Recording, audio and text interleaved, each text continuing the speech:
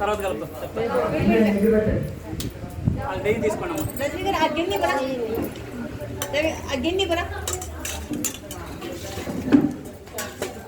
शुक्रम सज्जोतिरस्य तेजोस् देवावः सवितोत्पन्ना वच्चित्रेण पवित्रेण वसो सूर्यस्य रश्मिभिः इति आज्येन स्नापयामि तेन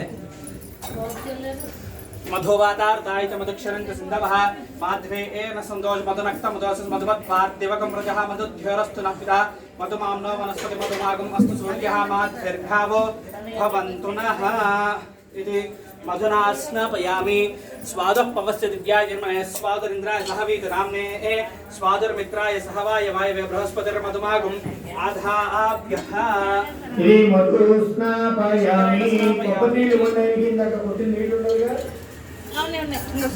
यापलनीया पुष्पाय अष्टपुष्पणी बृहस्पति प्रसोदास्तानां मुञ्जन्त्वगमसः फलोदक स्नानं समर्पयामि स्नानानन्तरे शुद्धोदक स्नानं ఇదన్నిటి కొంచెం దండ వేసేసుకోండి. ఆ పసుమూర్తులు ఇవ్వండి ఆయనకి స్నానం చేయించి ఫస్ట్ నీళ్ళు మళ్ళీ నీటికి అమ్మవారికి ఏం లేకుండా నీళ్ళు పోయాలి. ఓం ఆపో ఇష్టామయో భవః తాన ఓజ్జేదరాధన మహేనాయ దక్షిణే యోగ శివతమోరసః తస్య భాగజేనః वसदीरमादः तस्मान्नमो शशयाजनः आपो जनयजातनः शुद्धोदकस्नानं समर्पयामि. ఆ బొగ్గులు రెడీ చాలా సౌండ్ రెడీ అవుతుంది రెడీ సౌండ్ ఎక్కువ పెట్టితే ఈ సౌండ్ వస్తుంది. పసుపు ముద్దలు ఇక్కడ పెట్టాను కదా, కొంచెం తీసాక తీర్థం కొంచెం ఎక్కువ అందరికి ఇచ్చినట్టు జరుపుకుంటే మిగతాది అభిషేకం చేసేద్దాం. ఆ గిన్నెలకు మీకు తీర్థం తీసుకునేంత ఇలా చేస్తావా? మరి ఇది పెరిగిపోయాను కదా.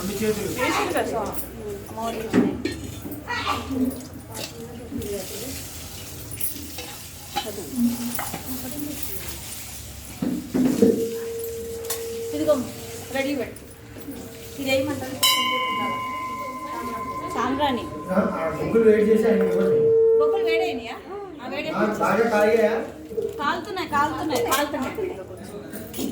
ఇది రెడీ పెట్టుకున్నా స్వామి. ఇంకా సరిపోతుంది చూడ సరిపోతుంది.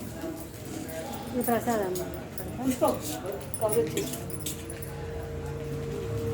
చక్కగా అందరూ కూడా అమ్మవారి యొక్క అనుగ్రహం అంటే 108 యొక్క కలశాలతోటి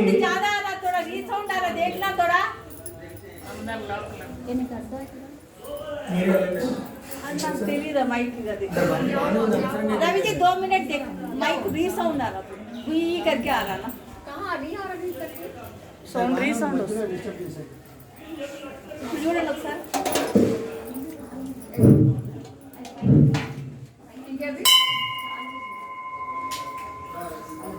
అమ్మవారికి చక్కగా అలంకారం ఎందుకు చేస్తారో తెలుసా?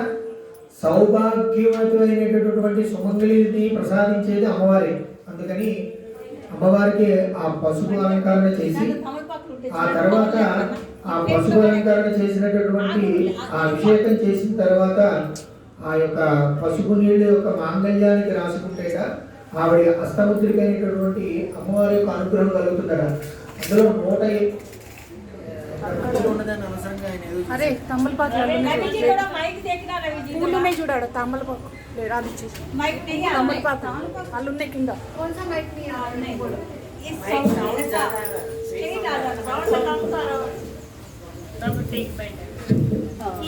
ఒక ప్లేట్ తీసుకో, 4 రెడీ చేసుకోమని.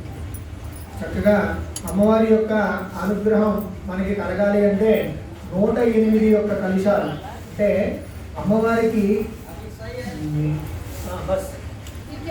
అమ్మవారి యొక్క అనుగ్రహం ఎలా ఉంటుందయ్యా అంటే శ్రద్ధగా వినండి. 108 యొక్క కలశాలు. అసలు 108 ఎందుకు పెట్టారు సంఖ్య అంటే శూన్యం పనికిరాదు మధ్యలో.